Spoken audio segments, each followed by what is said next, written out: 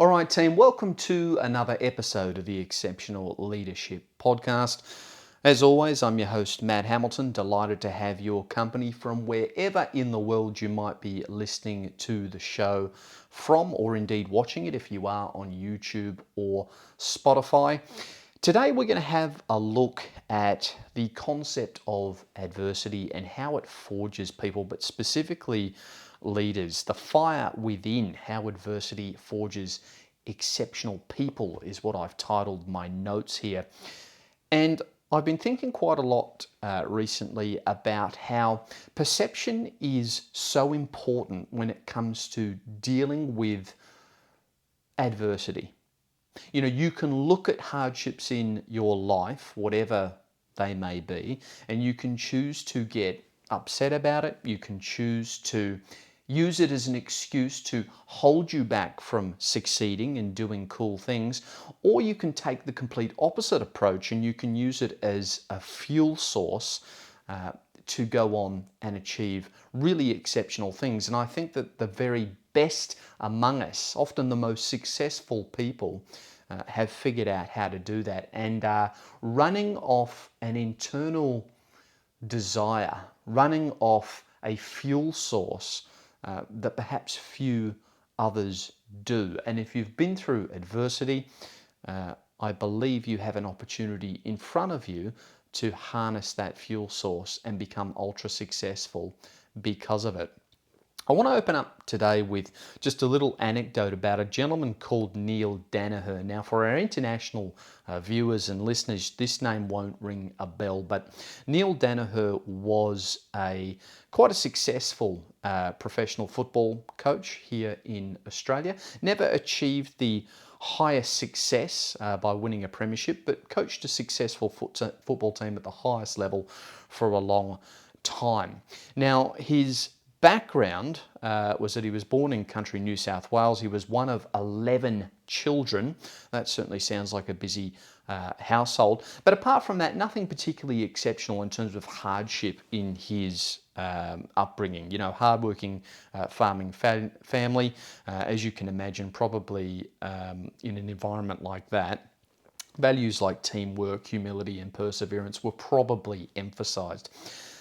But when he got into his football career, he was actually a fairly successful footballer as well. He had 4 ACL injuries, which cut short his Australian Football League career. Now, that was probably the first documented example of setback that he had to overcome. After that, he transitioned into coaching and was renowned for leading the team with integrity and grit. So he's used to high performance environments where leadership skills and the ability to overcome hardship is well and truly valued. But that actually has very little to do with why I'm bringing up Neale Daniher today. It's actually because of something that happened in 2013, long after his coaching and playing career was over.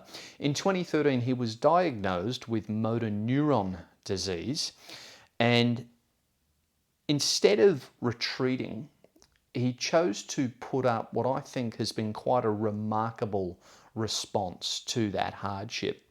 He actually founded something called Fight MND and something else called the Big Freeze, which is basically where at big football games, celebrities will dress up in funny costumes and slide down a slide into an ice bath. And it's all about getting eyeballs on a cause and raising money to ensure that we can fight MND through further research, so on and so forth.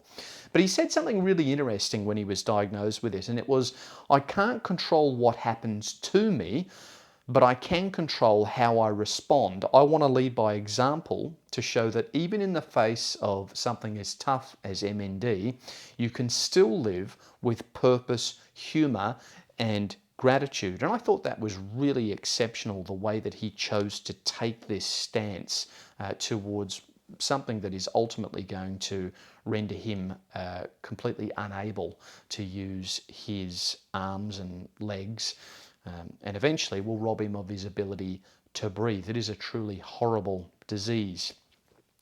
Now, the key points here that I wanted to focus on is that he didn't necessarily come from hardship, from what I can tell from a family perspective. So I'm sitting here going, what has rendered this guy the ability to have such an exceptional attitude to something so horrible from an adversity perspective. And I figure that it's because he comes from good values. And it seems that adversity didn't necessarily create his strength, but it just revealed it, which is interesting. So I suppose the theme for today is that adversity reveals your character. You have a choice to make. And if used correctly, it can fuel greatness from that fire within. So we know that from a adversity perspective, it does one of two things. It's either going to fuel you or it's going to crush you. And as leaders like we are, I think it is absolutely essential that we have the ability to be robust, to be gritty, to have that resilience, that ability to get knocked down 7 times and get up 8, so to speak. Because the reality is that while it looks awesome to those underneath us, this perception that we're up in the ivory tower, enjoying a bigger paycheck, getting a little bit more responsibility, which comes with perks and respect and all this sort of stuff, the reality is that to the uninitiated, they have no idea of the true cost of all that, the responsibility that comes with leadership. They don't see that. They don't see you having to take responsibility for other people's mistakes to protect them. They don't see you having to put in extra hours because the buck stops with you. They don't see you having to have all these difficult conversations over the years with difficult people, whether they be customers, employees, or peers, oftentimes to protect other people. They don't see all of that hardship. They just see the benefits. And so as leaders, where the buck does stop with us, we need to have the ability to be resilient and to forge ahead. So that's why it's an interesting topic today. Now, adversity, I think, clarifies to us what truly matters. It strips away the trivial aspects of life and puts in very, very clear focus for us the core elements of what really does matter. And Neil's mindset is an exceptional one because he said when life hits you hard, that's your moment of truth and you decide who you'll be. And it's inspirational that he's chosen the path that he has. It just is remarkably strong, actually. And if you get the chance, I do recommend perhaps plugging into YouTube some Neil Danaher speeches that he's done since he's been diagnosed with this illness, and it is really something to behold. I do encourage you to do that. So I said he founded the Fight MND organisation. He's raised over $80 million for research so far. Has become a national symbol of courage and strength. And the lesson from that for me is that it's true leadership forged in difficulty. And it's quite clear that adversity didn't define him. It's his response to that adversity that has, even far away above and beyond all that he was known for from his professional coaching and playing career. So adversity and greatness, let's talk about it, because I am convinced that there is a link, a real distinct link, and there's a common thread that we can see amongst exceptional people. Now, I've just got a couple of names down here that I wanted to run by you guys. Firstly, we've got Oprah Winfrey. All right, I've done episodes and used her as context before to set the scene, but you might recall she came from poverty and abuse, but went on to have enormous influence, and it seems quite an empathetic figure, I would say. Nelson Mandela, imprisoned, as you all know, for a long, long time.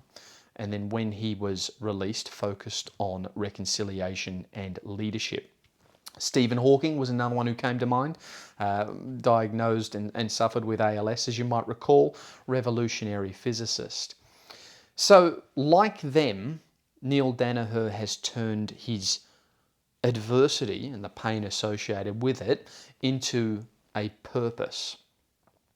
And that is, I think, a really great example of how we should deal with adversity. We should use it to cultivate an inner strength to better ourselves and to be an example to others.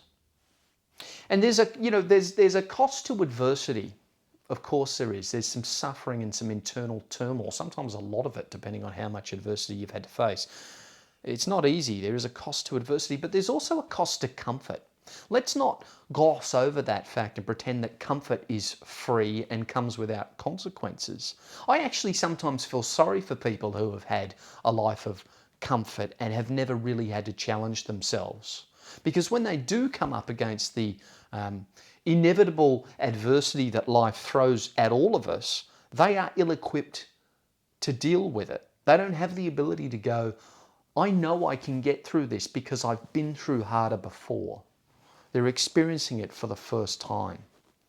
And we all know that life can get hard really quick, and you've got to be ready for it.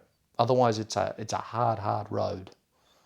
So comfort, let's talk about it. It can dull drive and weaken resilience. That is for sure. Perhaps an analogy that we could use is if you think of a tree that's sheltered from the wind, maybe in a greenhouse or something like that. It'll grow tall, but it's weak.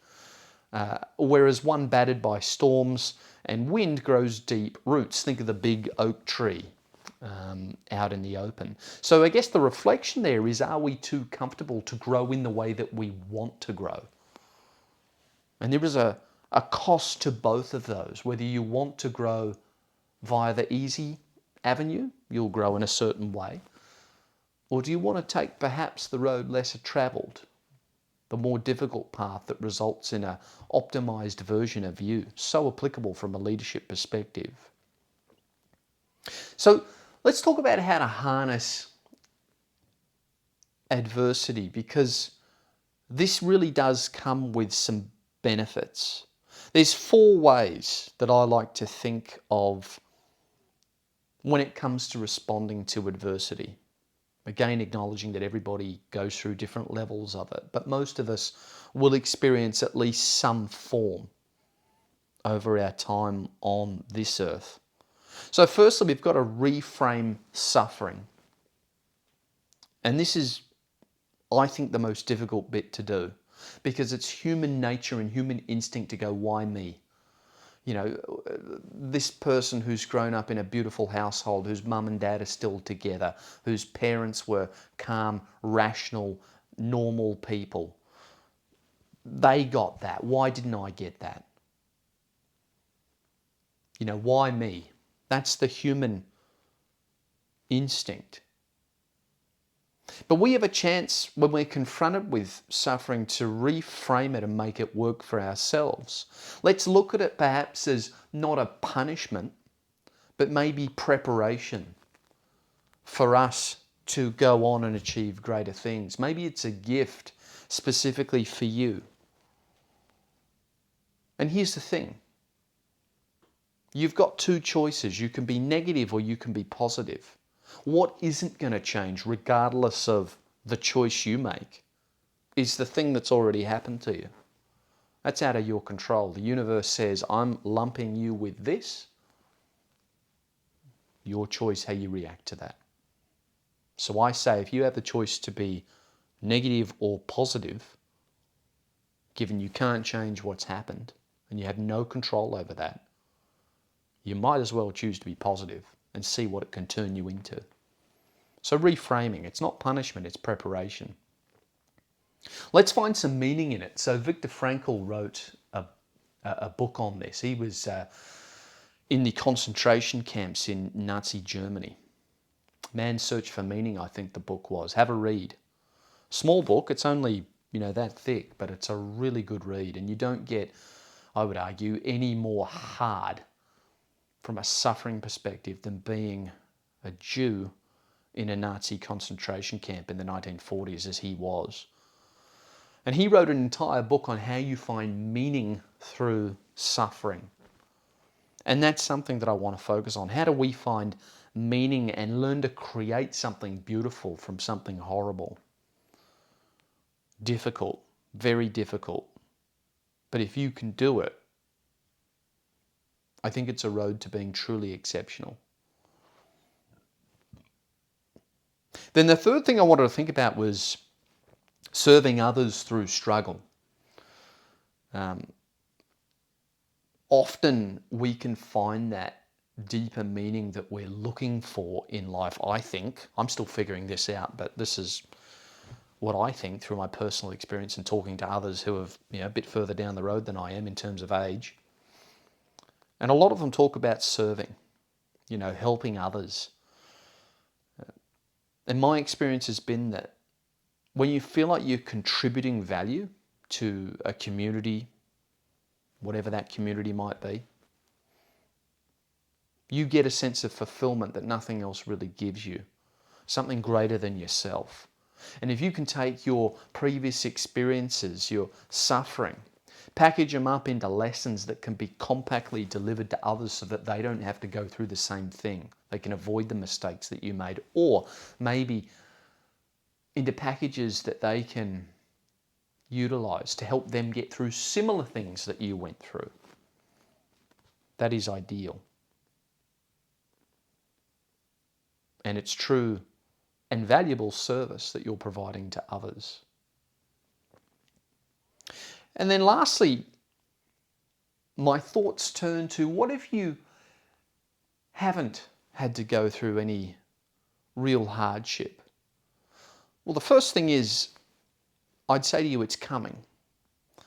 The thing about life, and I believe it was actually Neil Danaher who I got this from, but he said something along the lines of, bad things are going to happen in life. It's just a matter of when and how often. And I do think that's true. We can't escape death, disease, emotional turmoil, breakups, nasty, nefarious people that we'll meet along the way that perhaps don't have our best intentions at heart. You can grow up in a beautiful, secure home, but eventually you've got to go out into the world and contend with other people. And some of those people are damaged. And they're not functioning in a healthy way. They're not coming from a happy place. And so they hurt others. And you're eventually going to have to deal with that. So what demands your attention is this task of building your adversity. And I think we can do that through seeking challenges. Growth tends to begin where comfort ends, to use a cliche, but it's valid. That's exactly what happens. If you can stretch yourself, your capabilities expand. You don't know what you're capable of until you do push the limits. You want to get above and beyond the comfort zone, so to speak. So time spent seeking challenge and forging your character is always going to be time worthwhile, time well spent. And certainly as a leader, because it will bleed into that aspect of your life and all others as well. So we want to lead by example like Neil has done. He's been humorous about it. He's shown leadership by showing his grandson how to respond to adversity. That's something that he spoke about. He said, I want to be an example to my grandson. I want my grandson to be able to look back, because all of this is documented, and I want him to be proud of the way that I responded to this adversity. I want him to use this as an example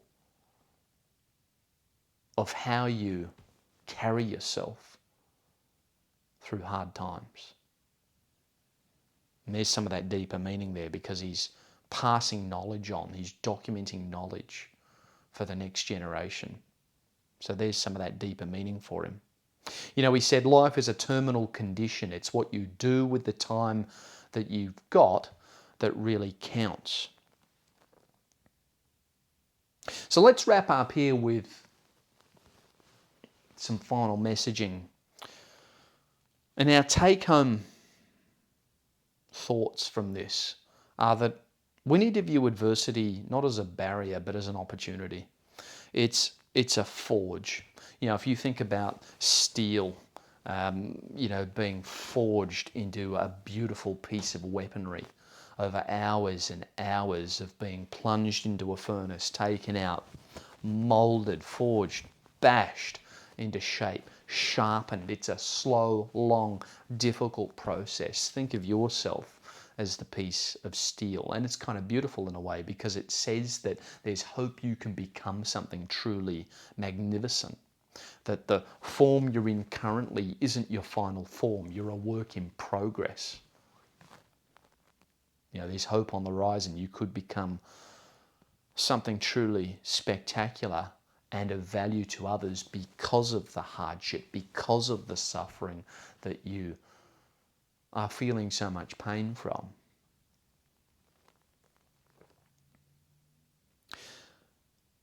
Secondly, the fire within each of us burns brightest when it's tested. It's a shame to never know what you are fully capable of. That's one of the real benefits to allowing yourself to be tested. It's one of the silver linings that comes with going through difficult things. You, over time, if you can successfully move past it, have a enhanced understanding of what you're capable of what you are able to endure. So your limits have expanded. And while you might not want to go there again because it's unpleasant and difficult, it gives you much more comfort when you're operating within these limits because you've got a heck of a lot of stretch in you. And that brings comfort.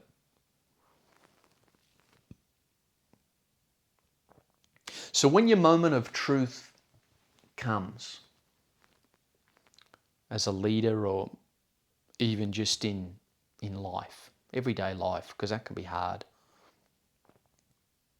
Let's think about as leaders how we lead others by example. Let's let our response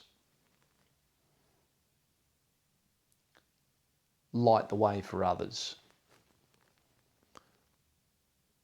And if we can do that, I think it's probably correct to say that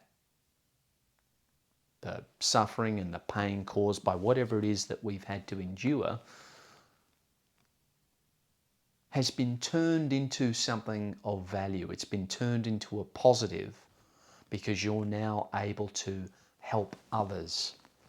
And you never ever know who might need to hear a word of encouragement, who might benefit from a story that they can relate to from a role model or from a peer. You never know who might need a word of encouragement. You never know. So it could be incredibly valuable if you can learn to harness that fire that burns within to overcome adversity and be truly forged into something magnificent. So guys, we'll leave it there. I just wanted to harp on that a little bit because this Neale Daniher story was something that stuck with me, to be honest. I'm always fascinated by people who are able to respond in the most remarkable of manners during the darkest of circumstances. And when you're facing your own death, your imminent demise, I don't know that it gets too much darker than that. So let's use it as inspiration and let's try and be an example to others. Let's try and be the best example of us that we can possibly be, because it is incumbent upon us, given we lead others, to be just that, to be truly exceptional. Guys, we'll leave it there. As I always do, I would greatly appreciate your help in spreading the word of this show. I am really terrible at self-promoting on social media. I have started to drop off lately. So I would really appreciate your help. Word of mouth is the best marketing, guys. If you would be so kind as to share this show with people you know or people that you think would get benefit, whether it's in person or on your socials or sending a link around to your friends with a link to an episode, however you want to do it, if you're getting value from it, I would really appreciate you helping me spread the word so that we can get to a wider audience and grow the show over time. Of course, hit the subscribe button, guys. Leave us a nice 5-star review if you're getting value, and I would really appreciate that. But until next time, have a great week, and I'll speak to you next week.